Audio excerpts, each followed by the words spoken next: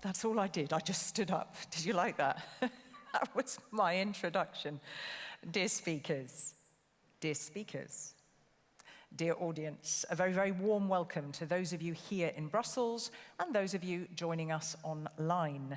This is the first session of the second day of the 21st edition of European Week of Regions and Cities. It's called Thriving Regions, Stronger Europe. As you all know, this annual event is organized and hosted by the European Commission, DG Regio. And this session, yes, is on the local energy shift for security and sustainability. I'm going to zip a little bit through this opening because the session has to finish by 11, even though we've started late. And so I'm going to let my speakers know that you're going to have people filtering in throughout, but I think that's cool. We want to have a big, robust room.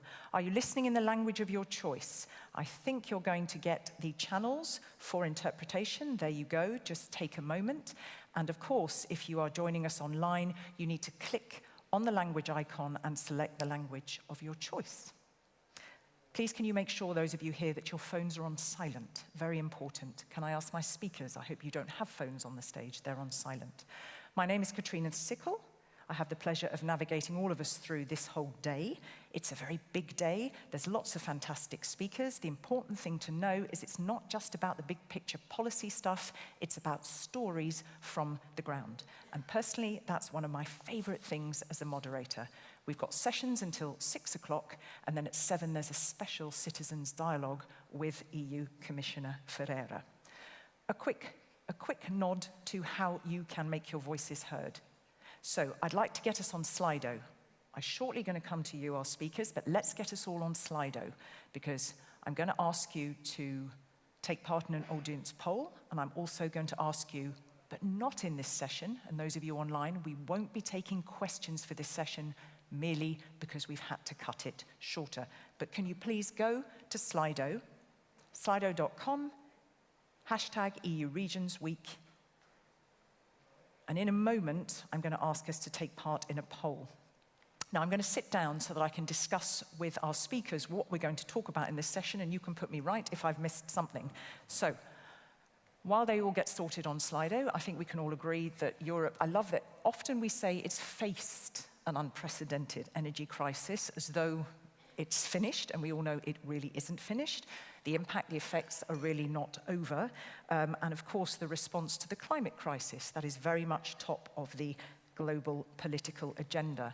I do need to name check one particular EU source of funding, REPowerEU, because that is very much there. It's intended to strengthen the resilience of the EU energy system. And of course, as I think you all know, because you're probably connoisseurs of the topic, accelerate the deployment of renewables. So cohesion policy is very much part of that. In fact, 35 billion euros go to REPowerEU from the cohesion policy 2021 to 2027 programming period.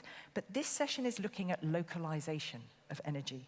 How can it contribute to the security and the sustainability of the EU energy system? And crucially, how do we get communities involved? What's happening on the ground? Let's hear some great examples. So directly on my left here, I have Dr. Bertrand Piccard. He's president of the Solar Impulse Foundation. Who in the room knows this gentleman? Who's seen him speak before or knows? Okay.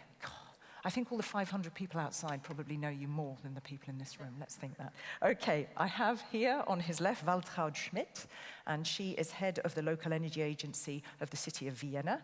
Some seriously great stuff going on there, the UIV Urban Innovation.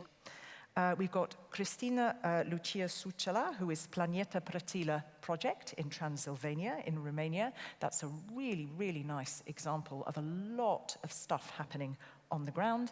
And last, we have Helene Schockart, who is project manager at rescup.eu. So she does a lot of work really bringing these local energy communities together and trying to, I would say, address some of the barriers and the challenges to achieving this. So before I come to you, and I give you the opening word, let's just see if we can do a Slido poll. And then I've got more than an hour to allow you all to speak. There it is, and maybe you can have a look. You've also got it here on the return screen, good people, speakers in front of you. You've got it in front of you? No, they're not hearing me, are they? Lovely speakers, Bertrand, Waltraud. There, just in case you have good eyes. So the questions were, to achieve a local energy shift, what do you see as the biggest challenge? There are lots of challenges. Is it the framework? Is it that real focus on technological neutrality for that energy mix? Is it disseminating the EU opportunities at the very fundamental local level? Capacity building for civil society groups? Is it the regulatory challenges? They're hindering these communities from coming together? Or is it cutting through the green policy backlash? How do you sell this at local level? How do you convince people who may not want to be convinced, or it might be a little bit difficult, might not have time? So let's just hold that just a moment and see what the outcome is. Is it more on the regulatory side? Is it more on the psychological side? Is it more on the communication side? Okay, we're going to park it there. Any surprises? Good people here. Is it a surprise to you, Bertrand, that the regulatory challenges are the biggest challenges there? Is what people see as the biggest challenge? And that is for you, sir. Is that a surprise to you, that it wasn't one of the other answers? I believe that we forget to speak about the way to save energy, and we always speak about the way to produce energy. But both go together. And what we have to understand, whatever is the urgency in the climate action, is the fact that we waste 3/4 of the energy that is produced. If you produce 100%, there is 75% that is lost, that is not used efficiently. And it's not just about the bad behavior of the consumers. It's very often because of the obsolete state and the inefficiency and the bad yield of the systems in the infrastructure. For example, a thermal engine has a yield of maximum 27%. 3/4 is lost of the energy you put in the tank. So when we know that, we understand that the goal is to be efficient in the production and in the consumption. What is efficiency? Because it's a word that you will hear a lot from me. Efficiency means that we can produce more, we can obtain a higher goal, we can do better with a smaller consumption of resources or energy. Having said this, localization or centralization has to be made according to the efficiency. Where is it more efficient to produce? Where is it more efficient to save? And I don't believe that this type of question could have been relevant 10 or 20 years ago. Because there was not the technology available to be efficient. There was not the technology available to be more delocalized in the production. And if ever it was too expensive. Solar energy 20 years ago was 30 times more expensive than today. So I think the fact that we can ask the question today between centralization or delocalization is extremely important. And we see that today it is much more relevant to produce at local level, but not just with one source of energy, because before it was one source of energy, it was fossil energy, or maybe nuclear power, and then the distribution. Today, with the new sources of production, it is much more relevant to delocalize, to have solar panels, to have wind farms, to have biomass, to have geothermal, to have hydroelectricity. And hydroelectricity is not just big dams in the Alps, where it is centralized. No, it's also turbines in the rivers, it is small turbines in the drains, in the water pipes, and it goes to a granularity that is absolutely amazing. And people don't realize today at which point we can go to the granularity. That means to the complete delocalization. And having people producing at local level, sharing this energy on self-consumption, this is something completely new. And for the efficiency, it's exactly the same. Where can we be more efficient? But it starts at local level. heat pump instead of electric radiator. It starts with the renovation of the building. It starts with the use of electric vehicles. So of course, it's a complete revolution. It is not one source of energy against the other. It is not for or against climate. It is the current system that is centralized that has to become decentralized, and it is normal that there is a lot of resistance. So we have to make it attractive. And for the people who don't take it as attractive, maybe we have to push them a little bit because it's the only way to go. Thank you. And these lovely speakers, now I'm super strict on time, but I wanted to give you more minutes there because I think you've extremely well kind of framed the discussion of what local energy actually means. You know, you said it's about efficiency, not just the production, but the consumption, to do more, consuming less, but also critically, and that was one of the questions in there, having this kind of technological neutrality, this nice energy mix. Now, I'm going to park it a moment, but I think some of you may know that Bertrand Piccard is chairman of the Solar Impulse Foundation and of this fantastic repository of technological solutions. So I will come to you in a moment after I've heard from everybody else, because I said to them there will be examples, and I'm sure in your fantastic repository you could give one or two concrete examples of what you mean by this kind of local energy, these communities, this production and consumption. Now, I'm going to come to you, Waltraud. I love it when we get female economists and engineers on panels. So you're an economist, but critically, you've got this post, which I think must be a lot, the head of the energy department at Urban Innovation Vienna.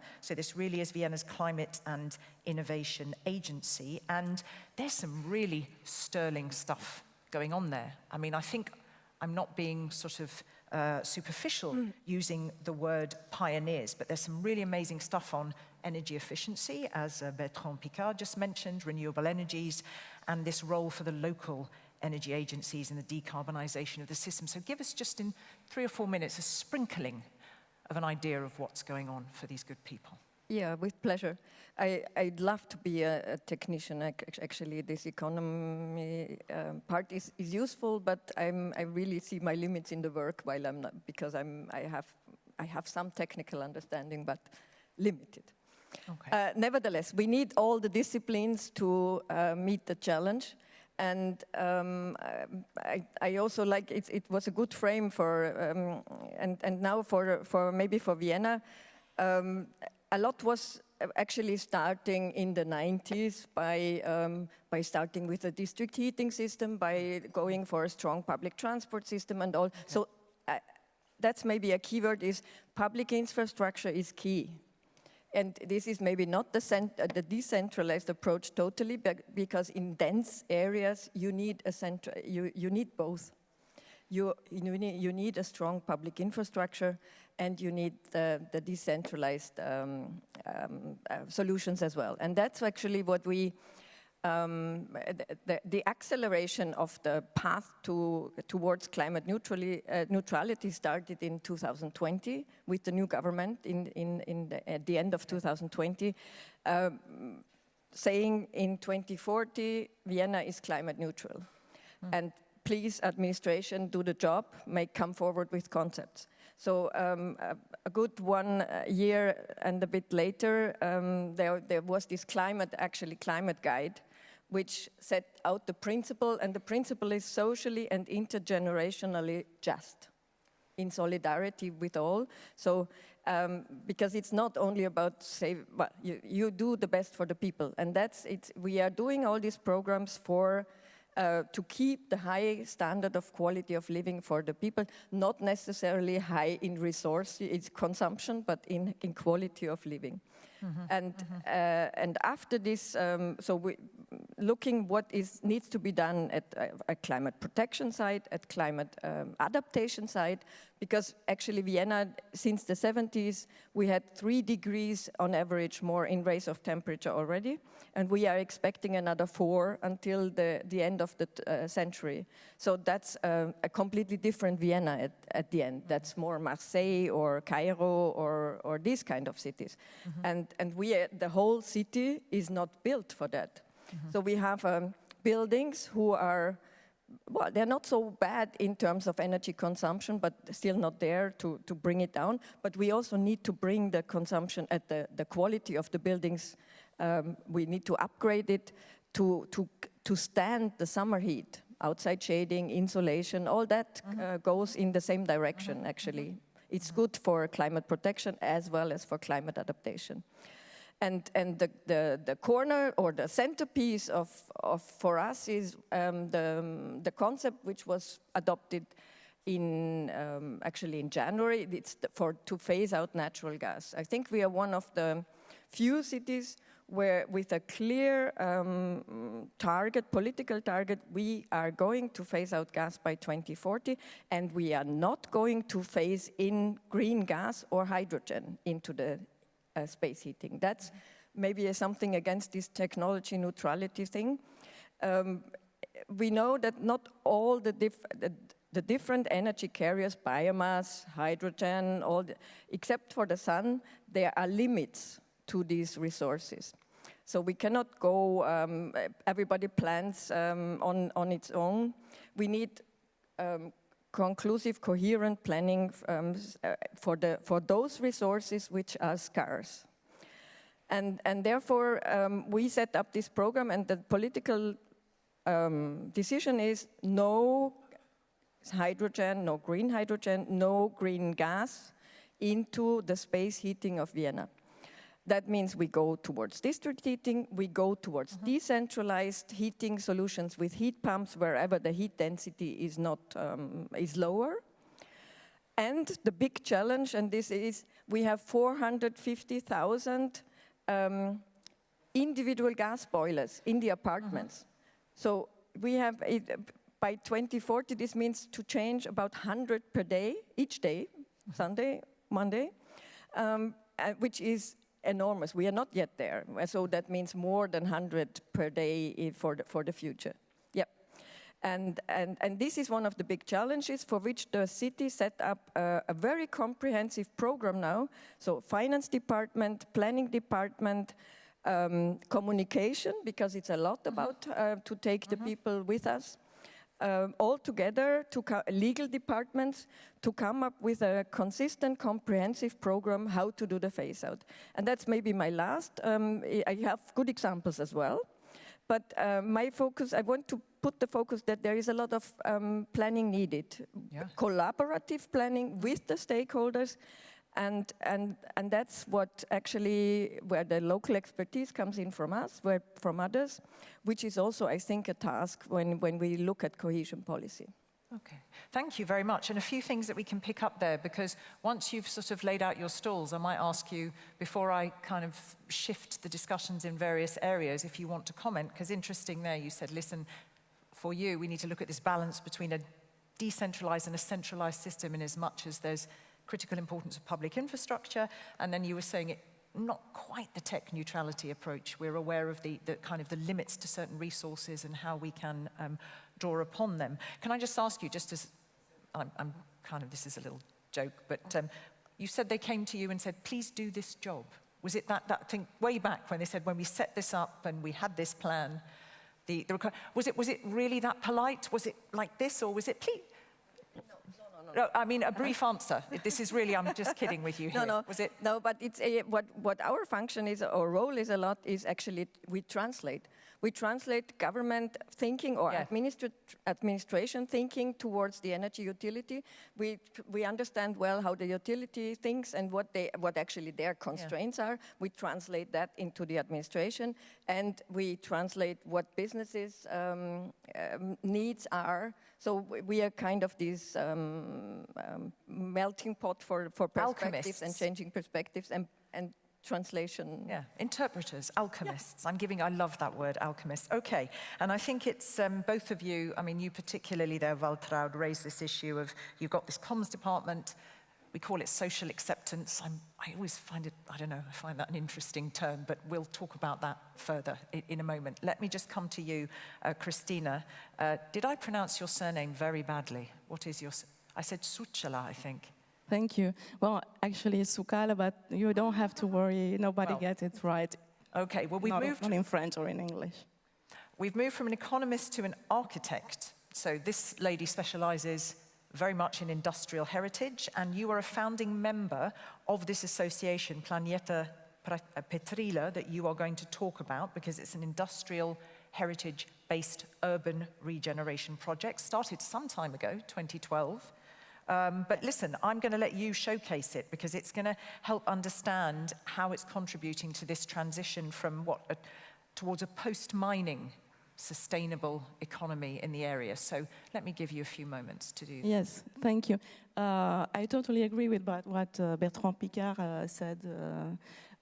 Actually, Planeta Petrila is an example of transition, which started, you're right, 12 years ago. And at the origin, we were a team of architects who wanted to help the local community to conserve a former coal mine that you can see over there. In this context of energy transition, the mine was supposed to be demolished. And what you need to know about Petrila and the whole Romanian and Eastern European context is that the industrialization happened a bit later. It happened after the fall of communism. So we realized we had a lot of industrial areas, and the trickiest part was to manage a transition from a centralized energy producing strategy, which used to be part of the communist regime, to a more local one, considering the fact that an industrial area is used to have a more paternalist approach on the economy. And the first thing we thought about was to try to see if we cannot replace the mine, then there's no reason to demolish it right away. And step by step, it became A-level heritage building ensemble at the national level. And step by step, we managed to involve the community. We actually we understood that what started as an architectural initiative would have no success if we didn't manage to involve the community. And that's where the whole cohesion community came into place.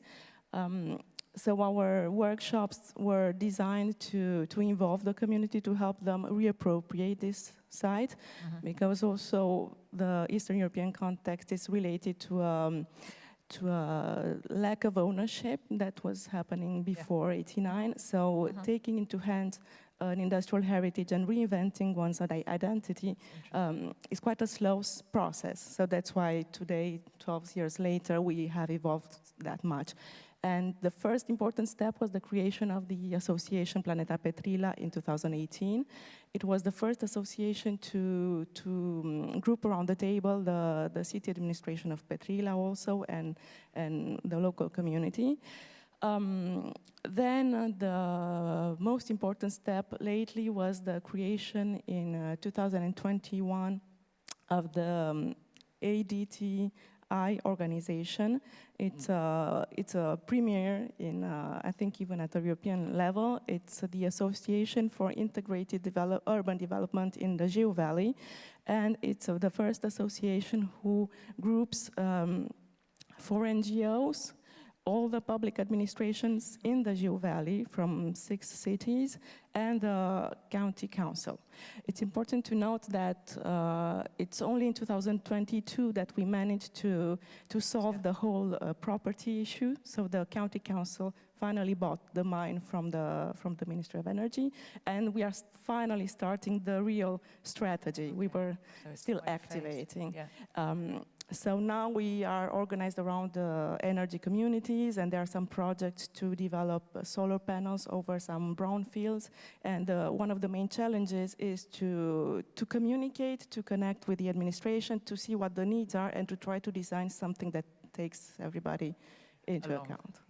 And just to wrap it up, the good part is that Petrila is starting to become an example for the other cities, because there are 5, 6 mining cities, Lupen and Lonia, and with the help of the Just Transition funding and program, they are able to think this in advance and to create a master plan in what to do with that. Okay, thank you. And lots there also that we can unpack. And I think An interesting reminder that it means very different things. I mean, this kind of move to decentralization, I mean, everybody knows this. I think that's why they're here. You're cognizant of the fact that across the EU, people, countries, member states move at different speeds depending on their specificities. You've given a very good example there. And interesting, you said we've got to teach people about ownership as well, because that is a huge shift. Not only did we come late to this industrialization, but we've got that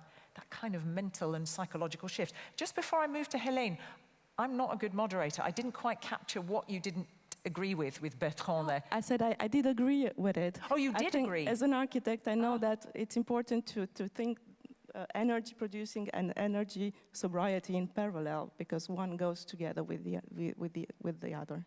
Ah, okay. I was thinking, oh, I'm just curious. I didn't agree with him. But anyway, let me tell you about this project, and then I was a bit lost. Okay. The acoustics aren't the easiest up here, are they, speakers? It resonates quite a bit. So if I'm saying that you said things you didn't, that's because I'm struggling to understand you. Okay, so let's just complete this. We've got a very different perspective that's really into the nuts and bolts of how you are doing that work with local communities. As I said, here is Helene Schockart from rescoop.eu. She's a project manager. I don't think that sort of does justice to what you do, which is a tremendous amount, investigating how these energy cooperatives all take action to address all manner of challenges, energy poverty, you just raised it, energy sobriety, and how to improve social inclusiveness. So this is really your daily bread, and it'd be good to hear from the top level, again, fill in the gaps, a couple of examples. Over to you. Yeah, thank you. And yeah, it's exactly what we do. So we at rescoop.eu, so that stands for Renewable Energy Sources Cooperatives. So we represent about 1,900 citizen energy cooperatives all across Europe. Although, as you said, there's different speeds and developments or degrees of development or maturity in the different EU member states, where we see that the transposition of the EU legal frameworks around this concept of energy communities is still lacking in a lot of EU countries. So that's interesting to see, but we see that on the ground, everybody, like a lot of citizens, are feeling, especially now with the energy crisis, which really came into a lot of people's homes, a lot of middle-class people that were suddenly super aware of what the energy system meant in their daily lives. It really busted into our homes very, very, I don't know, harshly. Forcefully? Yeah, forcefully. So this is also how the movement came into being. It was out of a frustration, out of a feeling of powerlessness with this big, massive system where we made use of on a daily basis, like in everything that we do. There's so much energy around us right now, but we really didn't have any agency over it. Instead, yeah, just like we could turn off the lights and that's it. We could turn off the heating and that's it. But a lot of people felt this has such a big impact on our wealth, on our well-being. We need to take more ownership and control over it. So that's how the movement grew. A couple of citizens, they got together around a kitchen table and they said, we're going to do this ourselves. We're going to produce our energy on ourselves. We're going to deliver energy services for our communities ourselves. And that's how it grew. And that's how we now have 1,900 energy communities all across Europe doing that sort of stuff. And it's not only producing energy through, for example, solar PV or wind turbines, it's also delivering services such as taking care of the community through setting up a community fund for energy efficiency measures, for renovation measures. And a true ally in this is as well, like the cities, the municipalities. Together we can really make something stronger, and they are really the natural ally in this. So I think it's not just about citizens taking ownership of the energy system, but it's doing it with the citizens and creating agency and a sense that they feel that they have a role to play in this scary green future which we are going towards and which asks a lot of changes in our daily lives, but that we really see a role for ourselves in there, and that it's not just like, here you go, here are a lot of measures that you need to implement now. Yep. And you don't have to ask questions, you just have to do it. No, it's sit down with the citizens. I think we really underestimate, like for example, vulnerable households. They really are experts in where the current energy system is going wrong, and there's so much that we can learn from them. So, yeah. Thank you, thank you. So, we still have a good, we've got a good, decent amount of time. I just want to pinpoint things I'd like to ask you to think about to come to, and then I've got something very specific to come back to with you, if I may. But definitely, we've heard we've heard the word ownership many times. We've heard about the importance of these local authorities. You called them natural allies. So I would like to unpack a little bit this issue of whether you call it social acceptance or other, those kinds of barriers to having those conversations. You said people really do have a tendency to know well, but we saw that regulatory challenges, they are hampering. So some of those challenges to the uptake, let's call it that. What I would just like to come is to two things. I'd asked you for a couple of examples, and maybe your thoughts on, I sort of said tech neutrality, you said an energy mix. And it's interesting how Vienna are approaching this. I'd be curious to see, to hear your points on that. And then later, when we talk about social acceptance, we'll pick up on this scary green future, because I think Bertrand has some stuff to say on that, but in a bit. But give us a couple of examples from your foundation, and if there was anything you wanted to say about that Vienna approach.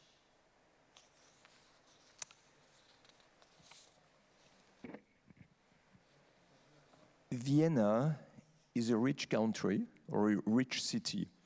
And I think it's always difficult to imagine in the rich countries what is the cheapest or what is too expensive. So let's take a completely other example. We speak about developing countries that have today no access to electricity in a lot of regions. You have hundreds of millions of people who have no access to electricity or any source of normal energy. What is the choice? You can make a centralized production of energy. You do it with fossil fuels that have to be bought with foreign currencies, making the countries poorer and poorer every year. Then you have to distribute this energy with power lines everywhere in the country, which is far too expensive for emerging countries. And then you never reach the periphery, and you leave people without electricity. This is the way that we have done in Europe, in the rich countries, but we could afford it. Now, the other choice to do in developing countries is to delocalize completely the production. You need no power lines, you need no fossil fuels, you don't need to waste foreign currencies every year to burn something. You just use what you have on site. You use the sun, and you collect it with solar panels. You use the wind, and you collect it with wind turbines, which are investments. It's not a cost. When you pay for fossil fuel, it's a cost. You have to pay all the time. When you invest in solar and wind, you get more money than what you have paid. So this is something really important. And of course, it's not only wind and solar, because in a lot of countries, you have all the agricultural waste. This is where I was a bit surprised when you were saying that you did not want to have any biogas, because there is a misunderstanding around biogas. Biogas is not coming from trees that we are cutting, destroying the forest. Biogas can come from the waste, or has to come from the waste of the garbage, the waste from agriculture, the waste from farms. And if you don't do something with it, it is just emitting methane in the atmosphere, which is 28 times worse than CO2. So collecting these waste to turn it into biogas is something that is, for me, absolutely indispensable, it's mandatory in the energy mix. And then, of course, you have hydroelectricity. Can you imagine all the rivers we have that everywhere flowing? And in the emerging countries also, big rivers where we can put turbines on the bottom of the river and collect the energy for all the rivers on the side for all the villages on the side of the river.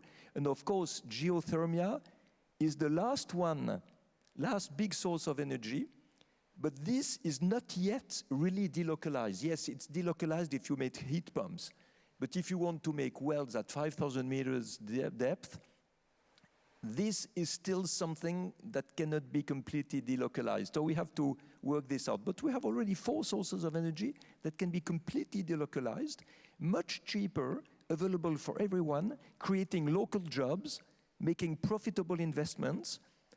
And now the question is, who's going to do it? Who's going to invest? And you have 2 possibilities. Either you have the main utilities or the main energy producers who will say, okay, that's the new trend. Let's go for it. Let's invest in this. And you can have oil companies investing in solar panels, or they will resist. They will resist as long as they can, and it's other people who are going to take the market. Exactly like the electric cars. The European industry, the American industry, lost the market of electric cars. They resisted as long as they could, and now you have Tesla invading the market, but Tesla was not a car manufacturer. It's an outsider who is now the best, the most successful car producer. And for energy, it's going to be the same. Who is going to invest? And the ones who are afraid of the delocalization are the people who are going to lose their market, and the ones who embrace the delocalization are the ones who are going to be the most successful. Thank you, thank you. And I saw Valtraud nodding there. I thought you were going to move up on the sofa and invite him to come for a fireside chat on that. So maybe you wanted to just clarify, I need or to correct perhaps something. you need to correct something. I thought you were, yeah. Because what I said about the gas, renewable gas, is the following. We don't want to have it directly in space heating because we consider it a very, very high valuable source, which should go to those who, to the hard to abate. That's what the term is, the technical term. We need those hydrogens and all in the hard to abate sectors, in the hard to abate applications, and space heating definitely is not, because low temperature heating can be done by a lot of other things. That's the reason for. We think all studies, you can look from wherever you look, hydrogen is going to be limited, it's going to be expensive, even biogas is going to be limited, and therefore think where it is most necessary. That means industry, power plants. That's where we will use it, but we say no way this goes directly into homes. Thank you for explaining better, because like this, I fully agree with you. No, I thought so. Yeah. No, but it's one example how differentiated and the discussions need to be to understand the arguments of each other also. And I also want to explain density. Vienna, the people live on average on 36 square meters. While in the countryside, in other parts of Austria, it's per person almost double. And not saying that then, of course, there are 2 cars, there are 3 cars, while in Vienna, only 375 people of 1,000 have a car. So the density and a good public infrastructure is actually one of the biggest energy efficiency measures in comparison to more rural areas where actually the energy consumption is much, much higher. We consume, our average final consumption per capita is 55 of the Austrian average, 55% only. Still a lot to be done, no way. But I'm calling a bit on let's look what are the appropriate solutions to dense areas and to less dense areas, and they are different. We all have options. We will use geothermal. We looked through the whole city where we can use groundwater, where we can use wastewater. We did this homework also for the on-site resources, but they are not enough for a dense city to cover the needs. Okay. Thank you, thank you. I mean, honestly, I could unpack so many things, but I'm just going to try and keep this. One example, Wiener Wohnen. You may. I have to share this example with you. Vienna owns 220,000 apartments. It's one of the largest homeowners in worldwide, I think. 220,000 directly owned by the city of Vienna, administered by the city, well, a city company. And they have also large stock in areas where we will not have district heating. So they just changed 220 apartments, a block of 12 buildings, from individual boilers of gas to PV with heat pumps. Of course, by then also doing a proper insulation, changing the windows, so the full package, if you want, and lowering energy consumption to 1/3, or 1/4 even. So they are there, the examples are there, and this may be my last point. We are not facing a technical issue. We are facing an organizational, legal, cultural, and whatever issue, but technical issues are the smallest of it. Okay. Really, I mean, I think your message is, you know, and it's important to underline it, that in that energy mix, you have to choose what to deploy where. There has to be an incredibly well thought through strategy, because you are in effect opening a Pandora's box. When you talk, I mean, every year I have the privilege of moderating on district heating, predominantly for the Danes. The Danes are the masters. And whenever I moderate this one-day conference, I love it, because they come and they are sharing their expertise with the Dutch, who are not bad, they want to get there, with the Flemish, who have got some regulatory barriers, but they are, I love it, they are just, we are the Danes and we do this well. And it's a good example, and I'm banging on a little bit about where I think that is one of the beauties of Europe, for all the faults, that this potential replicability, this potential to look at what others are doing in other member states and say, hang on a minute, let's not always start, let's learn, is very useful. But let's come back again to this very specific, you know, perhaps picking up on some things about what you heard, particularly in terms of, you know, you were saying here, we just heard, it's not the technological side, it's all the rest. It's the legal, it's the cultural, it's the sensibilities, it's the psychological. How did that all work? Was there great excitement because you were doing something so powerful with that area? Was there challenges? You talked about all the different stakeholders you got on board. What can you tell us about the conversations that you had to have? Well, I think we started to focus a lot on capacity building and working with the communities, and we had, I think the main fil rouge of our project is the art, because we have a very well-known artist who does a lot of projects. His name is Jon Barbu, and he does a lot of projects and installations on the mine, so it's not the regular historical monument you would think about.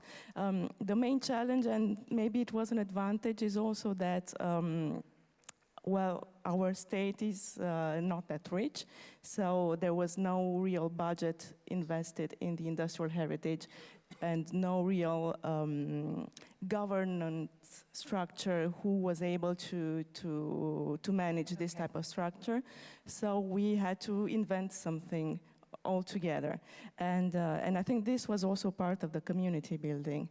And also it is a constant challenge also, because in this type of organizations, of course, we have multiple stakeholders, and that means also multiple interests which can diverge sometimes. So that brings us to the main issue, which is dialogue and communication, and trying to build up a platform that actually meets the needs of everybody, and trying to get to the communities that are quite, because it's a former mining area, of course, there's a lot of poverty, a lot of energy challenged households, and what we try to do is to bring to the local level what we have from a European level, from a national level, and work with them to start building these energy communities and help we also lack a sort, because we are in the valley and the communities and the cities are quite small, there is a lack of know-how from the administrative level in right. Organizing that. So we're trying to work with that. And because I always think it's so critical to drill down even more into the kind of the personal day-to-day, is there any one I don't know, not even anecdote or feeling? Did you witness something? You know, you said you've got to have these conversations, this very particular communities, and you're bringing big changes. Okay, helped by the artist, helped by framing it. Was there any moment where you went home and felt, oh, you saw some change or some understanding, or somebody who might have been a bit tricky or wary who kind of was brought around, or suddenly, was there any kind of, oh, that was a nice moment in this? There are quite a few. There are maybe less about energy, more about community and capacity building. And it was our first event in 2014, one of the first events, when we transformed the first pump station into a small cultural center with the help of, at that time, the miners were still working there in order to close the mine. And the director gave them the order to help us excavate from there, and they were really not happy about that, and we heard them cursing and all. And at the end of the workshop, they were so proud that actually that was a cultural center, and that was actually the first time people came at the mine for a cultural event and not to work there. And that was a huge change in the mindset about the building. But that was almost 10 years ago, so now events are like on regular basis. We had a piano concert there just yesterday evening, so 2 days ago actually. So I love the idea of cursing miners to cheering miners. I like, you know, what a turnaround. We talked just there, we touched upon the importance of capacity building, a little bit on some of the challenges. I think you've got this, that's your daily bread, you know, having these kinds of conversations. So maybe you could just say a little bit on some of the barriers, whether they're funding, because you talked about the importance of the community funds there. And again, you know, where do you find you've got these fantastic openings, or these, you know, these moments where, aha, you've got these communities all feeling very empowered, I think is a word that's come up. Yeah, a lot of different elements in the question. So I'll start with the barriers. Right. It was a crap question. It was a crap question from a moderator who's going, oh shit, it's no worries. 2211. I'll start with the barriers. So yeah, there's obviously still a lot of barriers. The obvious ones are the regulatory barriers and the fact that we have a definition in the EU legal framework that sets a couple of very general principles, but now member states, and they actually already had to do that, but now member states had to translate that into their national frameworks. So the definitions of energy communities, citizen, and renewable energy communities. And we see that that is lagging in a lot of member states, and the enabling frameworks that should accompany this legislation into the member states is also lagging. And that's why I think a lot of critics of the community energy movement are saying, yeah, it's just these organizations that are basically investment clubs for the already privileged, and it's a lot of white middle-class men just coming together, investing in renewable energy. And to some extent, that might have been true at one point, but we see so many good things happening right now, and often against the odds of, or the framework in which they are trying to develop these types of initiatives and activities. We see that they are really pushing the boundaries of what is possible right now in their current legal regulatory framework, against also the odds of not receiving a lot of financial, technical support. They are really experimenting a lot. I'm specifically working with energy communities that are investigating how they can increase their social impact towards vulnerable households.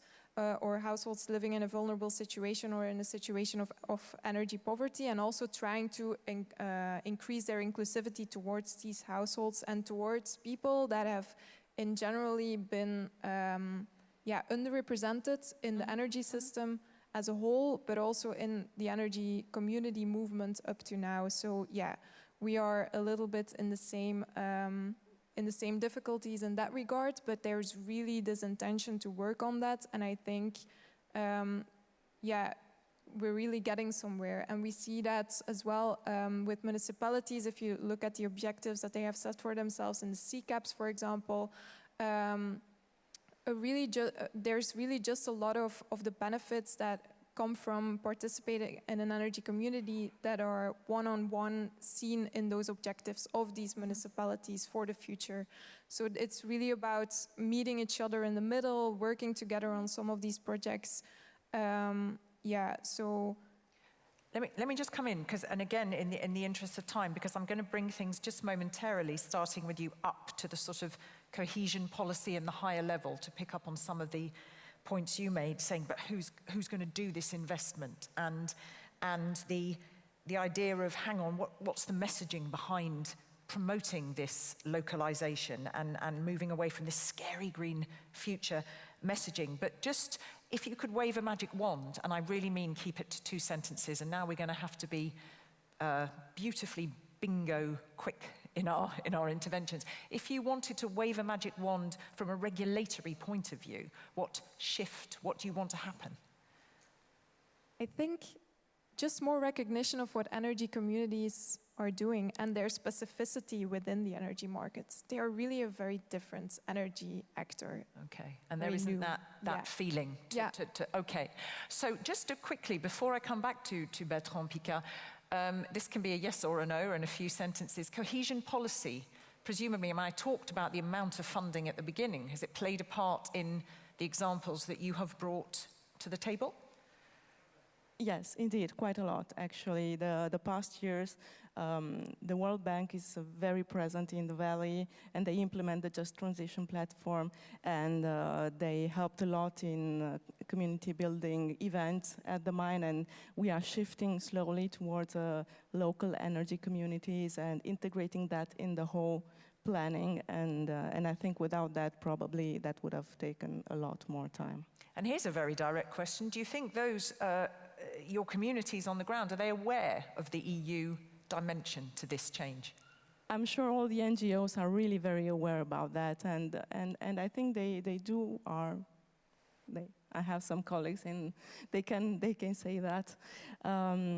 But what was I've been working there for 12 years, and what was surprising for me, because I'm not from Petrila, I'm from the exterior. Okay. We started from the exterior, and what is really surprising today that there are 25 NGOs that unified together. There's an association that's called the Involved Geo Valley, and they work with the EU and with the World Bank, and I think this happened in 10 years, and it was mostly also with this help. Okay. Okay, again, that idea of kind of cohesion policy translating into actual stuff on the ground. To what extent is it playing a role in all of your kind of pioneering efforts?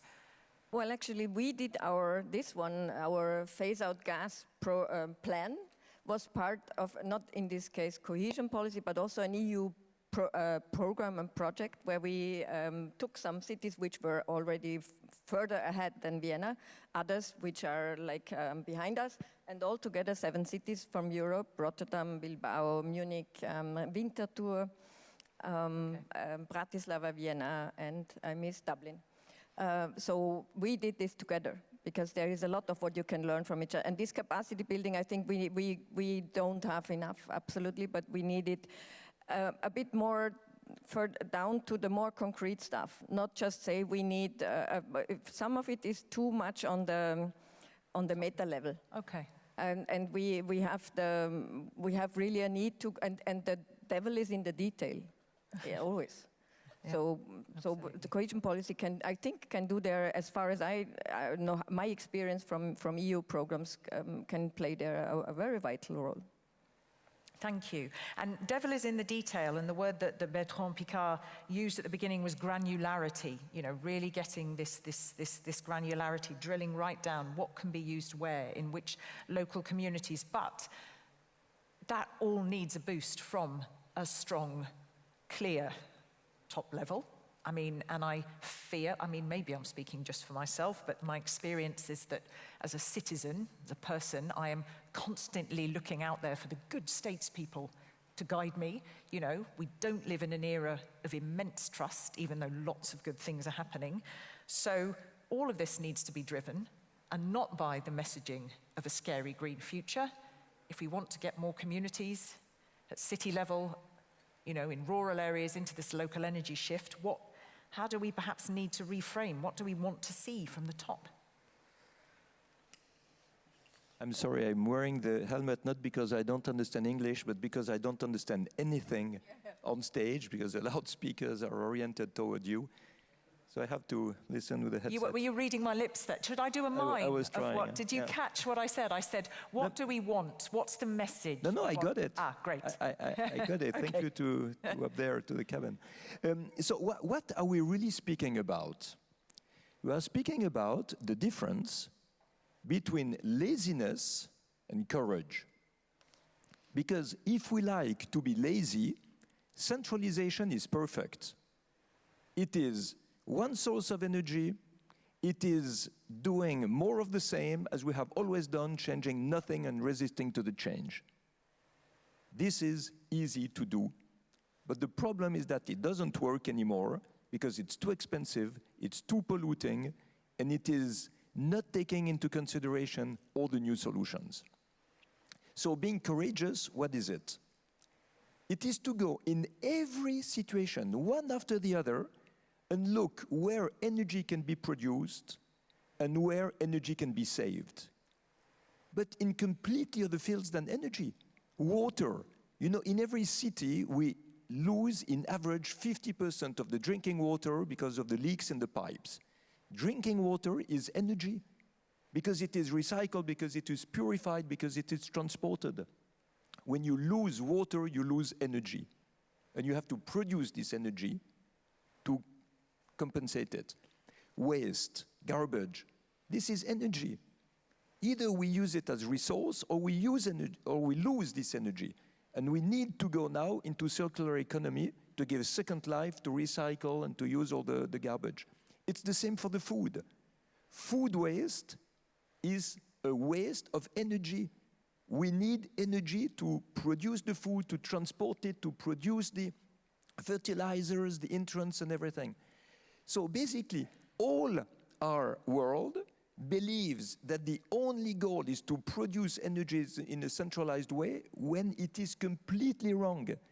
It is to save energy at absolutely every level and to produce energy at every level. So you asked me before to give some examples. A lot of factories are built with metal walls. In these metal walls, if you put some holes at the right places, you have convection of heat and convection of cold that can cool down in summer and warm up in winter. Because the sun has not the same orientation in winter and summer. You can play with that. You can recover the heat from the chimney of the factories and give it back to the factory. It's between 20 and 40% of reduction of energy need, and also of energy bill. You can recover the heat from the underground parkings, from the subways, from the drains. You can recover that heat and use it with heat pumps to give it back to the city. You can use the heat that is lost from the data centers to heat a suburb. But it's crazy to imagine that today we are still cooling down the data centers with air conditioning, which needs a lot of energy, instead of using that heat to produce sanitary hot water or to heat up a suburb. Mm-hmm. So this needs three things. It needs to understand what we have to do. And usually people don't understand what it's about when we speak of delocalization. The second thing is to understand that it is economically profitable. And what we have done with the Solar Impulse Foundation was to show how all these solutions, create jobs, bring money to the people who are producing the systems, and reduce the energy bill for the people using the system, which is also extremely important for social solidarity. And then the third thing is that for the one who don't care and for the one who have not understood, you need regulations. You need regulations because things don't change easily for the lazy ones. The courageous one, they want to do it. It's an adventure, it's fantastic, it's entrepreneurship. And they do it. And you see fantastic jobs. And you see what Vienna is doing. Congratulations, that's great. But now for the others, what do? You need incentives or you need regulations.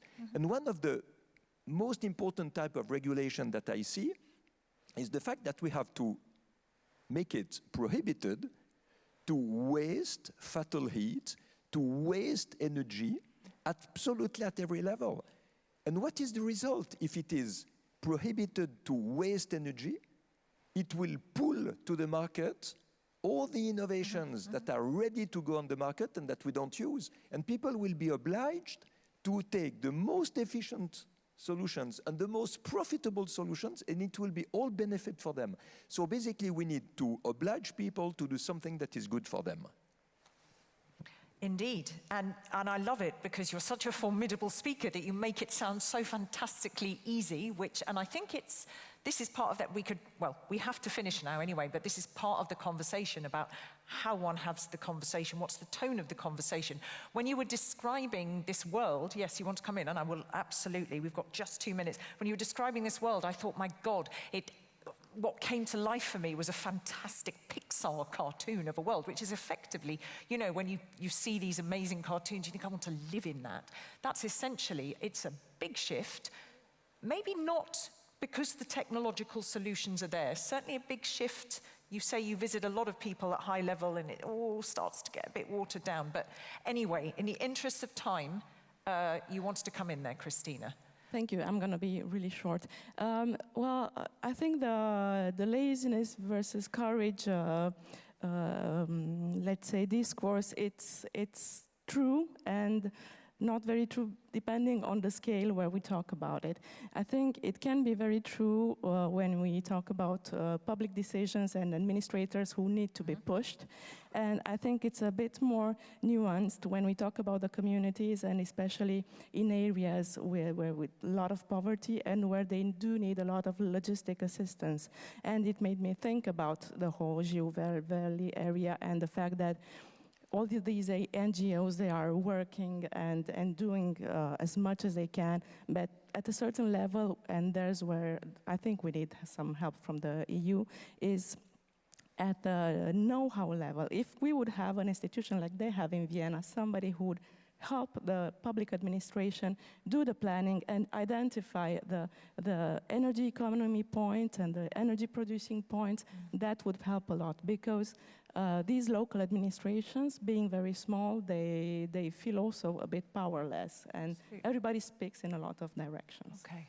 I need to ask you to be beautifully concise, because I cannot run over, and I want to come back to you, Helene. I share a picture in a way. In our climate counselor, he calls our phasing out fossil fuels, that's Vienna's moon landing project. So, and it's that's important as a picture, because it's not let's see whether we will ever make it to the moon, but let's say we go there, whether it's 2040 or 2042, okay. But we go there, so committed and on track to make it. Just as a picture for adding to my cartoon. For the challenges, but also what is behind saying that this is the target and go for it. Okay. So, reaching for the moon, reaching for the stars. Over to you. Yeah. I just want to maybe say that to have this justice element quite central to where we are going in the future, and to those stars, that they are aligned in a just way. I think it's important that we indeed realize that there is this laziness versus courage that comes into play, but also at the moment, a lot of citizens don't understand that they have the right to become active in the energy transition. It's just so complex. And at the same time, we see that a lot of people are not in a position to make that choice. So they might not because they are lazy, it's just because they are thinking about what is to come tomorrow and not what is to come like by 2030. And we need to be able to shift around the landscape and environment in which they are making these choices, that they are able to see that those choices are the better ones to make and the more just ones to make. So I think, creating community, creating social cohesion, creating resilience within our communities and cities is super important. Okay, I wish I could keep you here longer, all of you, because you're fabulous, and I'm sure you've got acres of things to say. And also to those of you online, but we can't start later. We have to start again. Where are we now? 11 o'clock. Oh no, I've finished on time. I'm good, aren't I? Am I on time? Yes. So, yeah, we are good. Did they understand right what you meant by lazy? That's just a last one. You've got to be really quick. Did you? Because there was a little bit of comeback, right? You know, interesting on that, saying, well, hang on a minute, there are specific circumstances. Is that the right word? Is it more about they don't think they have the rights? They don't have the... No, you understood very well.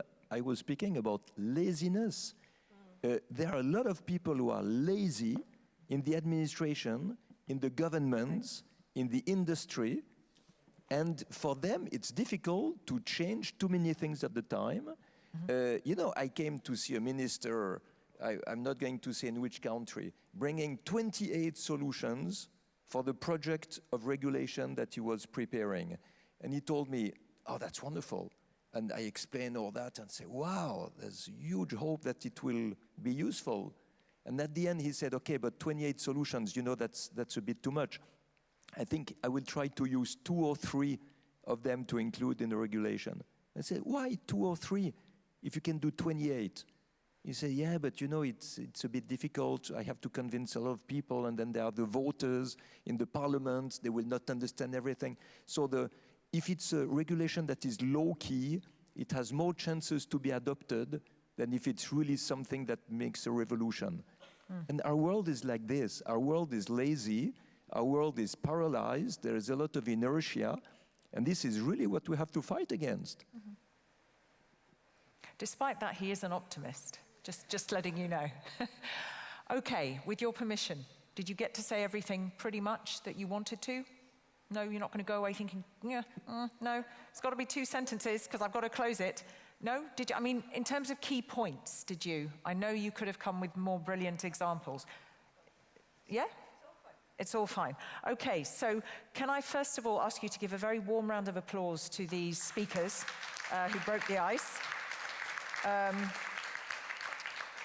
Thank you so very much. There was so many things there. I think the key points came out very, very clearly. I am very interested in this balance between the decentralized and the centralized in terms of a strong public infrastructure, certainly in the choices. So let's not use the word tech neutrality in a way that doesn't unpack it a bit. It really depends on specificities. What do you use where? Do you keep hydrogen for those hard to debate industries and you look at other areas? And this incredible statistic you said, whoever's got that job of changing 100 gas boilers a day, wow, that is something, but some really, really brilliant examples.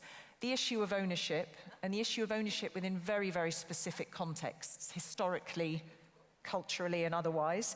I heard local authorities, national allies, but don't just assume that they're going to be there and they've got the capacity either to understand or to act, all of those critical stakeholders. I loved your words that you invented something. That's what we need more of, it's the invention. We need to combat the laziness with invention. I really liked hearing that. And the importance about the quality of living and the nuance of, you know, if we really are asking for this to happen, we're not quite there yet in recognizing how the regulation needs to support that, because you did talk about some people just don't know they have the right. And so that is very, very critical. I think for me, the main thing I come out with, that in order to enable a local energy shift, as you all know, in your day-to-day life, you need a lot of energy to do it, and I mean in all senses of the word, here, here, and here. It takes a hell of an effort, does it not, to keep on talking and keep on convincing and not scaring people about a green future. So thank you very much to everybody. I'd like to thank our interpreters as well. We've got a brilliant velotypist, I think, on the screens, have we not? So big thanks to our velotypists and our technical crews that are stuffed into a space of 2 millimeters squared behind the scenes to bring this to you. Now, don't forget now, we are up and running in half an hour with a cracking 90-minute session on regions in post-industrial transition. If you don't know what that means, our speakers will enlighten you, but it's a really good one, and again, some fantastic examples from on the ground. You can't afford to miss it, and if you want to go online, look, there's the hashtag. You can't afford to miss that either, so please don't tell me you don't know it. See you back here at 11:30, and those of you online. Thank you so very much.